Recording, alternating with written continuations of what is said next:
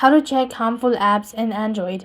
Hi everybody, welcome back to our channel. In this video, I'll be showing you the procedure to check harmful app in Android. To do this, you have to follow the simple steps. So here, first of all, you want to open your settings on your device. So when you go to settings on this page, you want to scroll down and come to security and privacy. After which you want to scroll down, go to app security. Then here you will be able to locate this Google Play Protect. When you do this, you could go ahead and click on the scan button, and as soon as you click on the scan button, it's going to take a while. So as you could see that I have not any such harmful app available in my device.